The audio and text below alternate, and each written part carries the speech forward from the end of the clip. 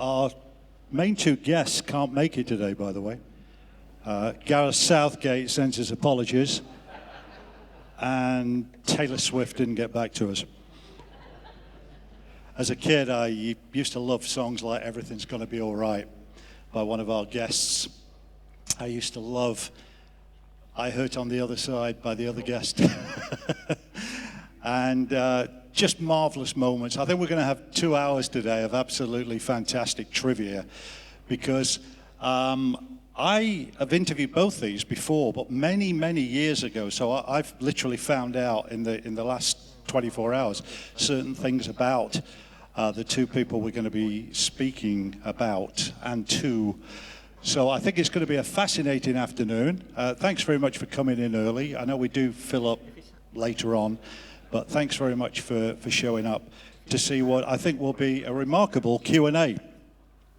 So our first guest, from South Central LA, tough times, 60s, wanting to get into the music business, and discovered by two superstars. Let's find out a little more.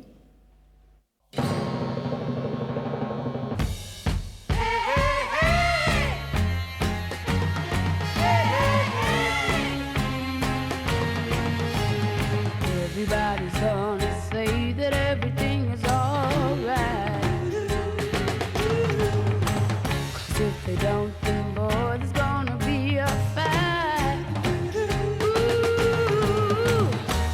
I got a little plea for you. It's all I got and it's nothing new. First cut is the deepest, baby, I know. First cut is the deepest. 'Cause when it comes to being lucky, he's cut. When it comes to loving me, he's worth. Just call me angel of the morning, angel. Just touch my cheek before you leave me, baby. Just call me angel of the morning, angel. Then slowly turn away. Ladies and gentlemen, Miss P.P. Arnold.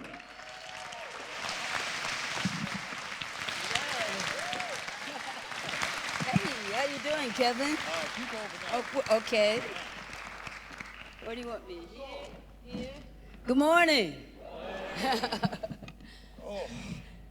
Oh, thank you. Enjoying it so far? Enjoying it so far? Yeah, I'm having a great time. It was a great show last night, by the way. Oh, thank you so much. I didn't think you were going to leave the stage. Well, you know, like I was just getting started. I normally do about at least a 75-minute show. So, yeah, so I was just warming up, really. And what a great audience it was. And the Winter Gardens. Oh, my God. I just love it. Were you here before? Strictly ballroom heaven. Oh, absolutely. Were you were in Blackpool, obviously, at some stage in your life? Yeah, well, you know, I first came to Blackpool, like I said last night, in the 60s. So, you know, I came with Ike and Tina. We came to do that tour with the Rolling Stones. So we were here, and afterwards, you know, I started my solo career. And the first time I came to Blackpool as a solo artist, I mean, the memory is just so clear. It's my first experience of eating cockles. I'm not a fan. But it was great. It was great. And I just remember being on the pier and before my show and after the show, walking around. And yeah, what a wonderful place, you know. And I love Strictly Ballroom. Let's go back to the start. Let's rewind many decades. South Central LA girl from Watts. That's right. Wow. That's about right. as soulful as it gets. That's about as soulful as you can get for real. But my family were actually from East Texas, and they migrated to Los Angeles in the mid-'40s to get away from Jim Crow and the politics of all of that. So, yeah, that's where I was born, in LA, and I grew up singing at the Full Gospel Baptist Church with my family. I was born into a family of gospel singers, so I grew up singing with my mom and dad, my grandma, and all my siblings, my sister and 4 brothers, and yeah, and that was just a natural thing. So from the gospel beginnings, what was the first break? I think most of us might know what the first break was, but you might be throwing me a curveball here and saying, well, actually, my 3rd great uncle discovered me. But who actually discovered you and said, you're going to be a star? Well, it didn't come like that for me, because I never really planned to be a professional singer. It was just something, it was just a part of my life. That's what I did. And as a teenage girl, I made a mistake, and I ditched my music appreciation class. I was enticed to ditch my music appreciation class with the boyfriend, and I got jumped on. And so I became pregnant, and so at a very early age, I was in a very abusive teen marriage. And one Sunday morning after my 2nd child, I had 2 children, I was 17 years old. I worked 2 jobs. And one Sunday morning, I was like in the laundry room of my apartment building, watching laundry, cleaning for the week ahead, for my kids. And I said a prayer. And I asked God to show me a way out of this situation that I had found myself in. And I went inside, and about an hour later, I received a phone call from, you might know Gloria Scott. Of course. Yeah. Very popular artist here in the UK. Right. Yeah. Gloria Scott and Maxine Smith. They were like, I knew Maxine. She was an ex-girlfriend of my brother's, and she and Gloria were going for an audition to be Ikettes. And the girl that was supposed to go with them, another ex-girlfriend of my boyfriend, of my brother, he was a busy boy, she didn't show up. So they were desperate. Maxine knew that I sang, so they were like desperate to find somebody to go to this audition with them. And they called me, and I said, oh, no, I can't go. My husband's not gonna let me go. She said, oh, tell him anything, we're coming to get you. Bam. They hung up the phone, and half an hour later, they were on my doorstep, and I lied and told my husband that I was going to the shops. But an hour later, I was in Tina Turner's living room singing Dancing in the Streets. And so we finished the audition. Gloria sang another song, and I just sort of followed. I was just this very shy, young woman in my Sunday cleaning clothes. I was not dressed for the occasion. And Tina says, right, girls, you got the gig. And I go like, oh, no, not me. I can't go. And she goes like, well, I said, I'm in big trouble. I shouldn't be here. I should have been home. My husband's not going to be happy with me. I'm going to get my butt kicked. And so Tina goes like, well, if you're going to get your butt kicked for nothing, why don't you ride up to Fresno with us and at least see the show? And that's what I did. I went with them. I mean, it was the only time that I got a chance to do anything.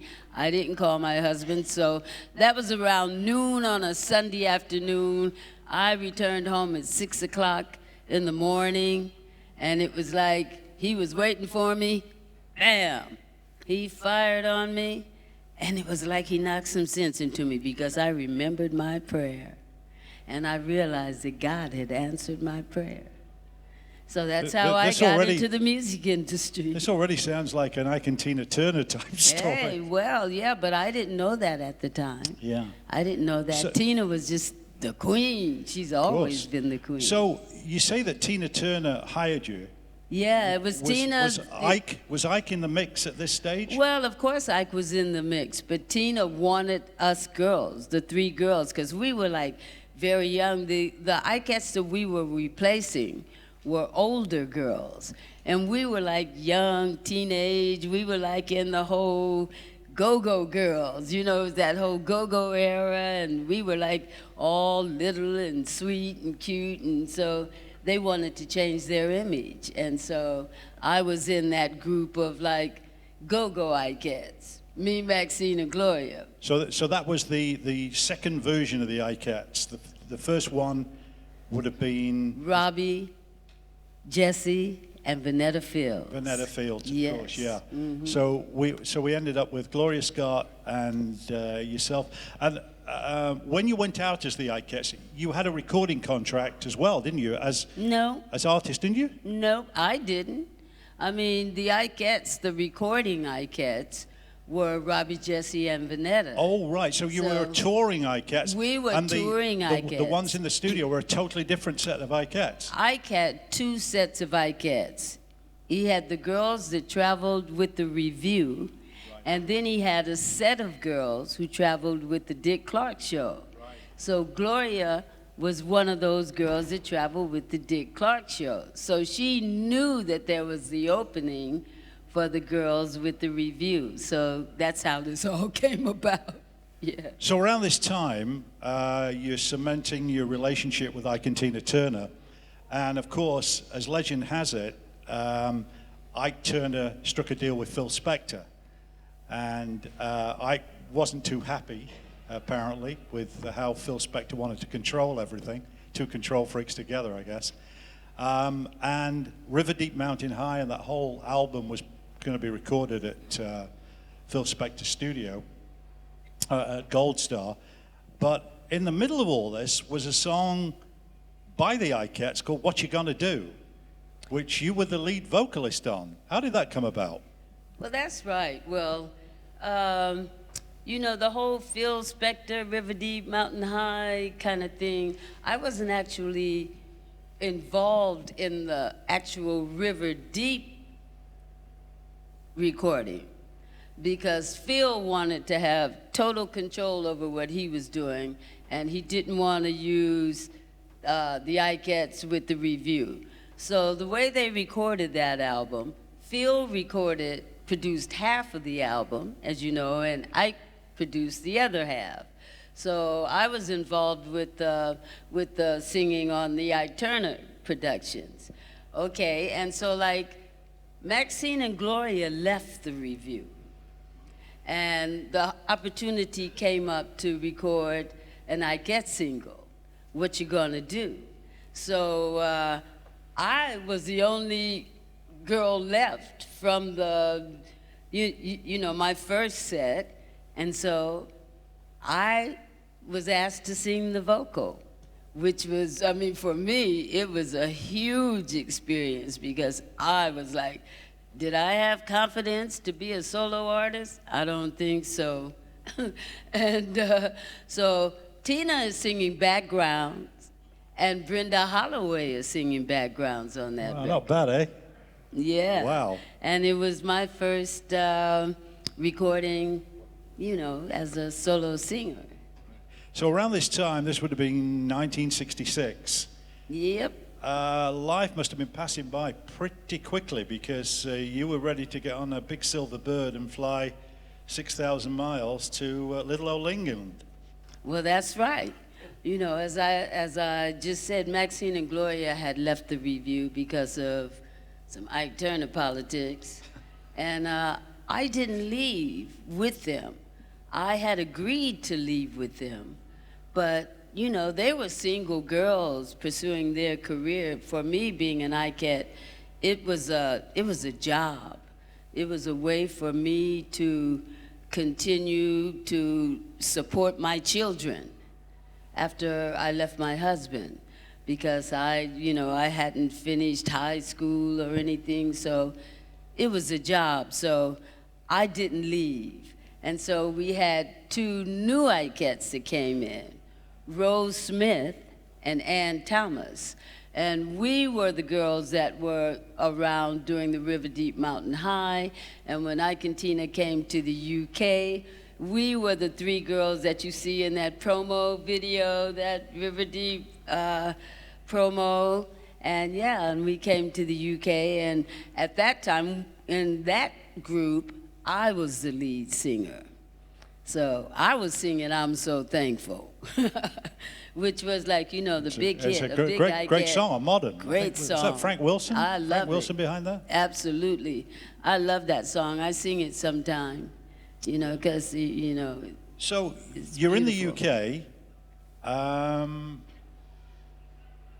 When did you decide you were not going back? I received a call from Mick Jagger. Mick and I became friends on that tour. Okay, how'd you meet Mick? Oh, you met him on the tour. Yeah, on the tour. I met him, when we were told that we were coming to England to tour with the Rolling Stones, I didn't even really know who the Rolling Stones were, to be honest. I thought that the Rolling Stones was a group that had recorded Otis Redding's song, Satisfaction. I didn't realize it was the other way around. So we came and we were touring with the Rolling Stones. And of course, Mick, they just loved having us on that tour. And Mick would come to the dressing room and he'd want us to teach him our routine. So we were teaching him the mashed potatoes and the pony. And as you know, he took the pony and ran away with it. And it's really funny, because I, with the pony and going across and doing his thing, which used to just crack me up. That's how we became friends. Just, we used to laugh and, the Stones always had artists that they were fans of on that tour, so they could learn about, our roots and where we're coming from and everything. So we used to have a lot of fun, go to the discos, dance, and I received a call from Mick asking me to go for a walk in the park with him one afternoon. Hello. And I accepted. So while we were walking in the park, Mick made me a proposition. Hello. And I accepted. He said, "Pat, my manager, Andrew Lou Goldham, who was the Rolling Stones manager at the time, had a really happening independent record label called Immediate Records. And Mick and Andrew invited me to stay in the UK and sign to the Immediate record label. Well, I never even planned to be in the music industry. Being an Ikette was just a job, and I was just like very shy and inexperienced. I knew nothing, but I accepted. And so I was like really kind of, there was a lot going on, as you all know now, with Ike and Tina and all the abuse and stuff that was going on. That was really quite really hard for me, because Tina had saved me from that life, and I just didn't like it anymore. So I was planning on leaving, and I sort of mentioned that to Mick, and so I think that's where the whole thing. Just before we come back to Immediate and that first recording, what was your relationship like with Ike Turner? Not Tina, but Ike. It was frightening. You know, my book, I'm here to, to talk about my book, Soul Survivor, and so like the extent of all of that, I've written about it in the book. I mean, we've all seen the film, obviously, of Tina Turner, but I just Yeah. wanted it. Well, I was very somebody who was young. there. I was very young, so like, you know, I went through a lot, you know, and after, yeah, it's not nice to talk about. Back to Immediate. Yeah. Who chose the first single? How did that come about? Because you got off to a fantastic start. I did, you know, I didn't know anything. So I was totally under the guidance of Andrew Oldham, who was just absolutely amazing then and now. I mean, what a cool, creative, you know, happening guy he was. And it was, Andrew had the vision for me, you know, and actually, Ian Stewart was the one, the Stones' road manager, was the one that put the bee in Andrew's bonnet that he should think about signing me up, because they were all into the whole West Coast kind of girl group sound, Ronettes, you know, that whole sound, and I had that sound. So, once I signed to Immediate, we used to, in those days, you would like have meetings. I mean, people actually communicated with each other one-on-one. You know, I work with whole teams of people these days, and I've never even seen their faces. You know, it's all everything is by email and WhatsApp, and drives me nuts because I am so old school. You know, but in those days, we used to have meetings and we used to brainstorm. And publishers used to like present their songs. And that's how we did. Andrew and Tony Calder, who was also... I know Tony. Yeah, the partner of Andrew. They would get the publishers to send tracks by their writers, and we would just listen. And so Mike Hurst, who was producing Cat Stevens, Yusef Islam these days, yeah, he brought First Cut is the Deepest to the table. And I loved it because it was my life. I really related to that song and my experience of, you know, relationships at that time, at that point in my life. And so, yeah, I loved it. And Mike produced it. Took off like a rocket, didn't it? It really did. And Top of the it's Pops, all still that. flying. Yeah. Everybody loves it so much, and I love it. I've sung that song thousands of times. It's obviously helped Rod keeping it going. Well, I did it 10 years before Rod. Oh, I know. Yeah. Yeah. And but Sheryl Crow, I don't even know if she was born at the time. No, she wouldn't have been. Yeah, she might, maybe not. But yeah, Rock took it. See, like in the 60s, everybody got ripped off. In the 70s, that's when artists really took off. That's when all the upper echelon of the industry now, that's when it all took place. Professionalized. Yeah, it was professionalized during the 70s. And the 70s, I call them the lost years for me, because I went through a lot of tragedy and I was lost, basically, you know, after Immediate and moving on, because I knew nothing about the music industry. So when Immediate folded, and all my label mates, you know, Small Faces and all the artists on the Immediate label, those guys knew the business. They knew all the people who ran it, you know, so they knew what to do to network and where to go to look for a new record deal. I knew nothing. Yeah. I'm just going to adjust myself a little bit for this next question. Okay. Face the audience. Anybody here know what Northern Soul is? Ah. Everything's gonna be all right. Wow. That is just one of the anthems of anthems. And it wasn't a hit. Why? It was the first release. Oh, it came before First Cut. It came before First Cut, but it didn't really do anything. It's fantastic. And to this day, it is absolute. Hands up if you love that song. Everything's Gonna Be All Right.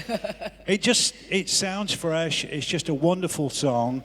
And I think there's a certain Steve Marriott on backing vocals. Well, that's right. That's right. And it's being re-released on Charlie. vinyl. On Charlie, yeah. By Charlie for the first time. It was never released as a single release. And in the 70s, when I say that the 70s were the lost years for me, I was searching, trying to find my way. And I went to America to make an album with my partner at the time, Fuzzy Samuels, who was a bass player with Crosby, Stills, Nash and Young. And I took my kids from their safe place in the Cotswolds to go with me to LA because I was going to be away for 6 months. And while I was away, I sadly lost my daughter, who was 13 years old, in a car accident. So that was me done. You know, I found it very difficult to come back to the UK without Debbie because my kids, like myself, we grew up in England. Even though I'm an American singer, I'm a British artist. I've only been produced. Dexter Wansell was the only American producer that I've worked with, other than Ike Turner, What You Gonna Do, working with them. All my producers are British producers. So my sound is a different sound. So that's why everything's gonna be all right, and all my music from the 60s and everything, it has a different soul. My soul is kind of different from like the Motown stacks. I'm like a gospel bass root artist that have been produced by British producers. So I got my own lane.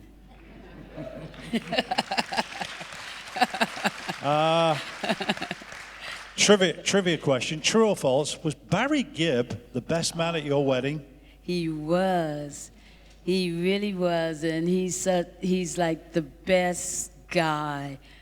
That's how I was able to continue my career as a solo artist after Immediate folded. Barry, my friend, my boyfriend, who later became my husband, was Robert Stigwood's, you know, PA, driver, you know, right-hand man. And so through Jim, I found out that Barry was a big fan of my version of To Love Somebody. And so at the time, the Bee Gees had split up. And so Barry and I were both kind of searching, and Barry wanted to meet me. And Barry and Linda and Jim and I became really close friends. And like Barry, the brothers weren't doing anything at the time, so Barry just started writing songs for me. And we started recording an album. But Robert Stigwood wasn't really happy about Barry producing me. He supported the project for a while because Barry insisted, really. But as you know, that music that we recorded wasn't released until 2017. All that music, and it's all on the Turning Tide album, my Turning Tide album that was released in 2017. Because of like the politics that were going on, all those recordings were put on a shelf. And of course, as Saturday Night Fever exploded, which Robert Stigler was very Well, much that's involved right. with, that gave him more power, so that they were going to stay on the shelf. Well, that's right. Well, Saturday night is like after that period, actually. The boys, after they got back together and they moved to Miami, that's when Saturday Night Fever. But yes, I had hoped to, when I lost my daughter, Barry invited me to come to Miami to continue to finish recording that stuff that we did. But yeah, Saturday Night Fever, everything took off, and he was recording Barbra Streisand and Dionne Warwick and you know, artists like that, and I didn't have management. I was pretty not in a good space. I was still grieving my daughter. Well, I'm still grieving my daughter, but you know, so yeah, but he did record. We did get together, and he produced the duet that I did with Andy, his brother. We did a very beautiful version of Will You Still Love Me Tomorrow, which is very special. He then had tragedy, sorry for the pun, Yeah. which is, he lost his brother, Barry. Yep. Barry Gibb, well, the Gibb brothers lost Andy, yeah. Yep, he did. But getting back to Barry being a wonderful, wonderful, not only producer, but a wonderful human being, he is, out of all of those people that I've worked with during that period, Barry is still the only one that stands up and gives me my props, and he writes beautiful sleeve notes on the Turning Tide album about our relationship, and also he contributed sleeve notes for my book Soul Survivor. And yeah, he's a wonderful guy. You're a Libran. I am. So am I. Are you? Hey, hey, hey. So what date? 21st of October. Oh, okay. You're right there on that cusp. Oh, no, you're on the cusp of Scorpio. Yeah. Almost. Yeah, well, that's good. Well, I'm a Libra. I'm still on the scales. You're Go still either on way. the scales. Well, that's really interesting because I'm a Libran, but I've got Mars, Venus, and Jupiter in Scorpio, which the Mars and the Jupiter is fine. That really helps me, gives me my willpower and determination. But that Venus in Scorpio, that's been problematic for me, because you know Libra is love, Scorpio is lust. Moving on. So 60 years, 60 years, Confusion. 60 years of P.P. Arnold behind microphones. What would you say was the toughest decade then? What was the one where you really needed all your experience, intelligence, tenacity to bounce back in some way? Would you say there was a tough decade? Yeah, this one's not so easy. Right? It's not so easy today. Because of the economy, would you say, or? No, I just think that the music industry has changed. And like I said, the 70s was like, as a young artist, that was really difficult coming back into the industry. I was away, and so like I missed all the wigging, you know, time that everything's Glam gonna rock. be all right, all of that. When I came back, I realized that everything's gonna be all right. It was like a Northern Soul anthem, and that record was being sold for loads of money, and you know, and then so like everybody sort of like, well, like that period, people were into P.P. Arnold as a result of the whole Northern Soul scene that I wasn't around when it really, I mean, this is fabulous. I am so excited about this.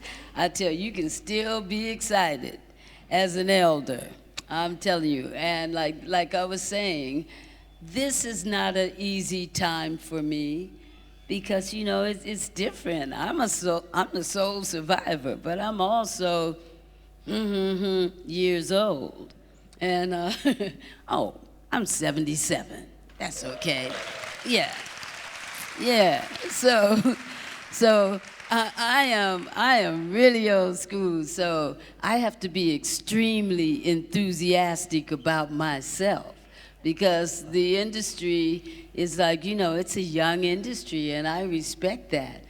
But I love the fact that I am still here by the grace of Almighty God, and I am able to sing all those beautiful songs from my era, from the 60s and the 70s.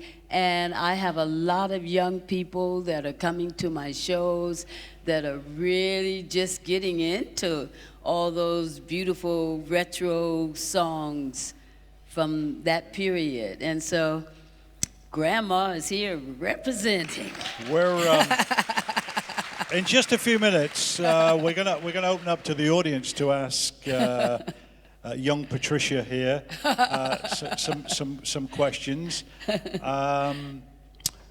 But let's just concentrate on the book for a minute, because this is brand new, and you'll be signing that book, and you can buy the book later on.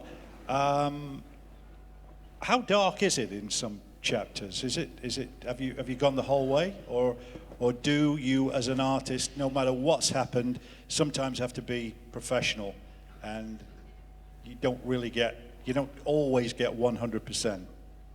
Well, I just told the truth. I mean, from a legal point of view. Well, I told the truth, and nobody really. I didn't have any legal problems because it's the truth. And people didn't, right. Nobody said or was upset about it or anything, because my book only goes up to 1984. And my truth was about a young woman growing up through that period. All my relationships with everybody, we were young. Who cares today about who was sleeping with who or anything? But it did happen. Yeah. So. I say that really only because of the power of Me Too in the last 2 or 3 years. Well, It's sort of changed people's thinking, that's all. Yeah, well, that's true. That's true. And but you've not thrown anybody under a bus. I haven't thrown anybody under the bus, no. The only, there's the one experience that we spoke about earlier, the Ike Turner. That's like the worst. The other things were like, growing up, experiencing life, as my friend Jimi Hendrix, sure. Really, he encouraged me, because it was such a blessing for Jimmy and I to be in the UK at that time, because Jimmy understood how shy and inexperienced I was and everything, and he used to really encourage me. He used to always say, Pat, you just have to go with the experience. Sure. Go with the flow. There's another guy who I haven't forgotten. I just left it because we want to get the meat and potatoes of your career. But he was a very good friend of mine. He's a good friend of Richard's and a lot of people actually in the UK. Jimmy Thomas. Oh, I love Jimmy Thomas. Jimmy Thomas is the first person that I ever met in show business. That day, when I lied and told my husband I was going shopping, it was Jimmy Thomas who picked me up in Ike Turner's Cadillac Brougham and whisked me to Ikettina's house. Was it Sacramento? Yeah, and it was so funny because when the girls picked me up and I got outside and I saw this Cadillac parked on the curb, we had to run. I was going like, quick, quick, quick, let's go, let's go. My husband, he's gonna kick my ass if he sees me getting in this car, right? And Jimmy Thomas was going, hey, you got a husband? Because I looked about 12. And I go like, yeah, I got a husband and 2 kids. Hurry up, please, just drive. So that's the first time I met Jimmy Thomas, and he was my soul brother from that day right up to the very, very end. And He too came to the UK, didn't he?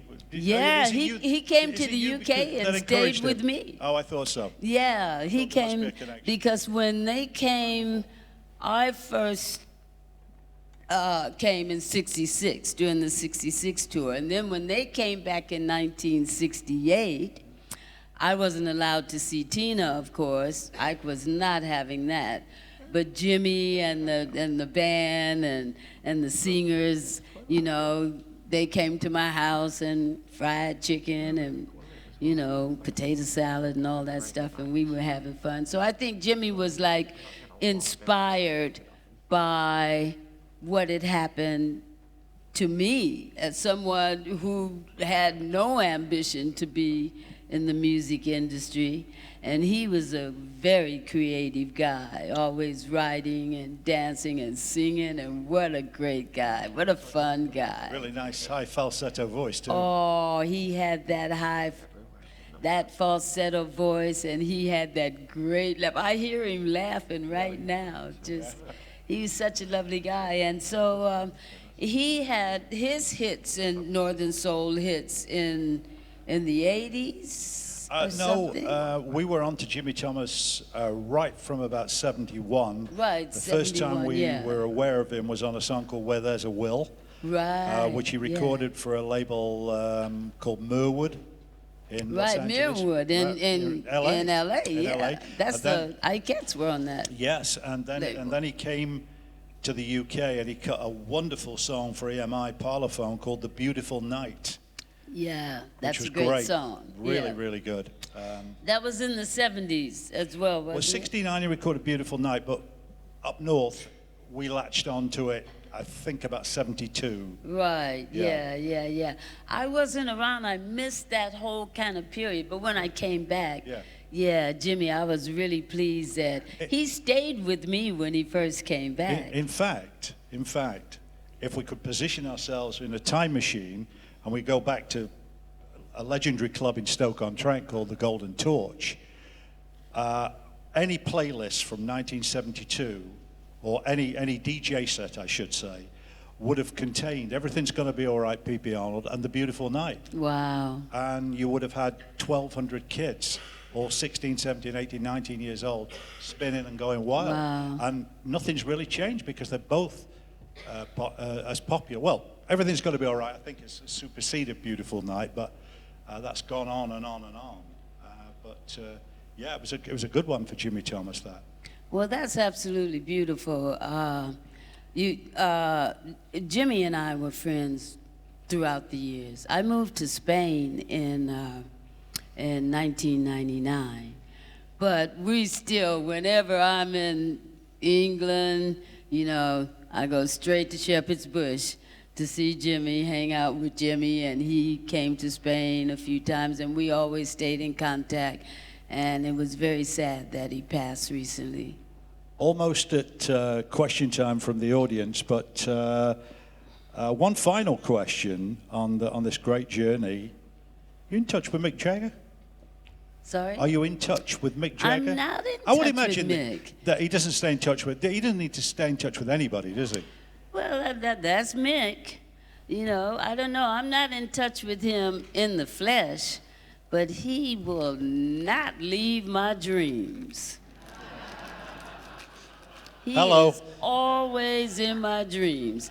And sometimes it's like really weird dreams.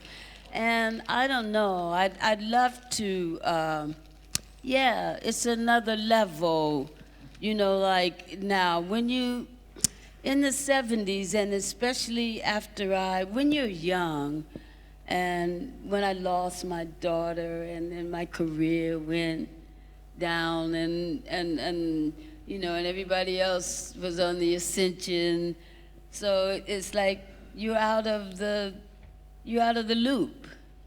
And so I haven't seen, the last time I saw Mick was at Ian Stewart's wake. So that's a long time. But I always hope that, I don't know, if the spirit, if it's to be, will connect. I don't like to like push myself on anybody, or I never like hustle people, and I never asked Mick for anything in the first place. I don't think anybody can. In all my years in the music industry, I would think he's the most elusive person. I mean, even Paul McCartney, there's a million videos of him jogging every day. Yeah. He's very open about his life, Paul McCartney. But Mick Jagger, Yeah, well, Mick, no one can get to him. I think Mick's a busy boy. I think if the King, Charles, called him, he may not even return his call. He's that elusive. Well, it's really funny, you know, like he seems to be, I see him on social media. I'm not really that into social media. I don't go on there and see, but recently I saw that, you know, they were in New Orleans, and really? he was hanging out at a church service, and, you know, you see different things, but yeah, you know, and plus there's that whole thing with my relationship with Mick, and, you know, people always, you know, Mick likes, you know, black girls and all of that, and who did he write Brown Sugar about and all of that. I don't What's it about, have by a the way? clue. I don't have a clue. Mick has never said. I always thought Brown Sugar had another connotation to it, you know, so I don't know. But I love him dearly. I love him dearly. He opened my life and gave me an opportunity that has me sitting on this stage with you still. I may not be, but I'm still on my way. It ain't over till it's over. That's what I always say. Definitely. Where is Tall John? I'm looking for Tall John Shrewsbury wherever. Johnny's there. Johnny boy is there. Okay, we're gonna take some questions from the audience, because this has been a very illustrious career of 60 years. So raise your hand if you'd like to ask PP a question. Right here. One here. Sorry I'm hesitating, only I've got a very, very tough light that's right in my pupils. Go ahead, sir. Hi, Pat. Hi. I'd just like to say, if anybody hasn't read Soul Survivor, it is probably the best music industry autobiography I've ever read. It was so gripping, and thank you for writing it and being so open in it, Pat. It's fantastic. Oh, thank you. Thank you so much. You can pay me later. The question I had for you is, I ran into you at the Madeleine Bell gig in London, and had just a brief chat with you. But what was really clear at that show was Madeleine had such huge respect for you, and she even mentioned that you were there in the front row at the gig. And I thought Madeleine is, you know, equally a fantastic soul survivor of that era. Absolutely. And I just wondered, just two little things really. Did you do session work with Madeleine at that time on that circuit? And, you know, is there any chance of you and Madeleine doing something together? I think that would be fantastic. Madeleine is my big sister. You know, I never had a big sister, and Madeleine is my big sister. I first met Madeleine and Dusty when I was in Ikettes with Ike and Tina on Ready, Steady, Go. And Madeleine and Dusty invited us over to their house for some fried chicken and potato salad. And we've been friends ever since, and I am in awe of Madeleine Bell. Not only is she a strong soul survivor, she also deals with a lot of, you know, music industry politics like myself. I'm a bit more, as I've grown older and I understand the industry more, I understand that it's my responsibility to get out there and kind of put myself out there and meet and whatever, and I'm lucky that people still want to connect with me. But not every artist is into like dealing with business like that. I don't like doing it either. I'm actually working with somebody so that to work with me. I know how it works, but it's very hard to be a great artist and be out there taking care of business at the same time, especially if you're a woman and, you know, as a black woman. And we are like American artists in the UK. We're UK artists, but we're American. So Madeline, as you know, was just survived. She didn't even know if she was gonna be able to do that concert. She had just got out of hospital. She was determined. Madeline was determined to do that concert. She was gonna, if you had to wheel her on in a wheelchair, she was gonna do it. And I was really worried about her doing that. But she recovered and she was there, and what a great show. We're so glad she came to the UK from Baltimore originally. No, from New Jersey. Oh, from New Jersey. Yeah, there she's a few states New Jersey girl. Yeah, and great Belle, jingle singer too. Her voice. Yes, we did so many sessions together, and she sung on a lot of my songs, all the Barry Gibb stuff that I did. Madeline and Doris Troy and Leslie Duncan and Kay Garner, and yeah, we did hundreds of things together. Okay, yeah. let's grab another question. Anyone else would like to ask PP Arnold? Sam Evans, right here. Great hair. Thank you. PP, Pat, what a show last night. Did you enjoy it as much as we did? Sorry? Did you enjoy it as much as we did? Did you enjoy your show? I loved it. I tell you, I was just getting started. Can you come back tonight and do it all again? Well, this is Betty's night, and I'm really looking forward to seeing and meeting Betty. So I'm a big fan. And can I just one question, Kev, to yourself? Can you just move the bottle? Because we can't see PP's beautiful faces. Okay, and your get these water bottles. That's better, because I'm a bit of a perfectionist. Beautiful, absolutely stunning. Thank you very much for the show last night and your beautiful music you've gave us over the 50 years. Because without you, I wouldn't be dancing. Oh, thank you. Thank you so much. Thank you very much. Well, we go. I think we've got time for maybe one more or two. One or two. Two short ones. One. Right. Grab this one. Oh, so sweet. Thank you. Hi, PP. Hi. Really great to see you again. Right, two things really. Why did you choose the name Arnold? And how did you get involved with Ocean Colour Scene? Arnold? Yeah. That was kind of a mistake. I wish I hadn't done that, actually. I did that because of my children.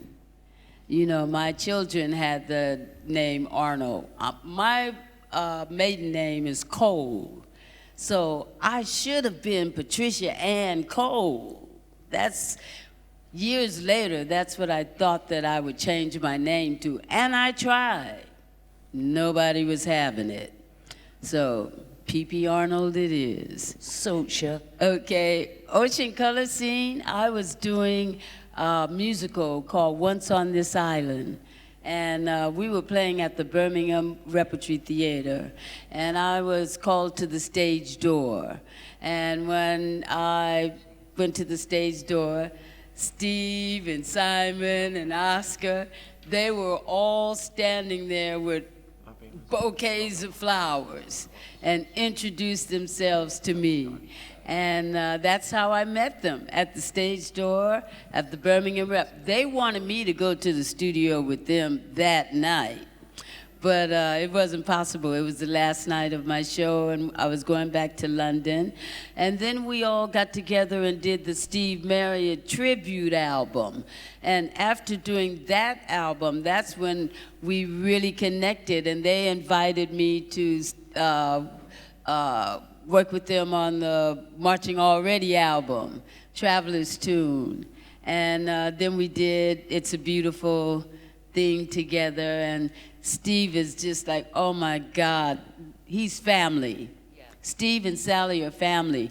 We're like, you know, he produced New Adventures, my last album. He produced the New Adventures. We're also doing some stuff. We got a couple of Small Faces tunes that are going to be on a box set that's coming out later this year.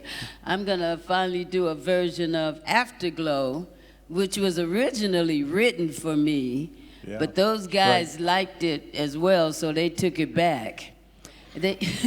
Yeah, but incidentally, I've almost forgot, you recorded something new with Paul Weller. Yeah, that's coming up. Yeah, Paul and I are going to do a duet on an album that I'm working on at the moment. And it's always a pleasure to work with Paul. You know, I've done a couple of his songs on the New Adventures and Woo Say Mama. Madeline Bell and I are singing on Woo Say Mama. And Paul is responsible. When I released the Turning Tide music, and I had fought for 50 years to get those tracks off of the shelf. And Paul opened up Black Barn Studios, and that's where we mixed the album, and we mixed New Adventures there. And yeah, Paul and Steve are just so supportive, and they really, really helped me so much. You're busier than 1965. Yeah, I mean, it's true. I have got so much going on. I've got a Live in Liverpool happening album that's being released in August that I recorded with Steve because Steve musical directed that the tour that we were doing to promote that album, but of course COVID kind of blocked everybody's 2020, did not happen.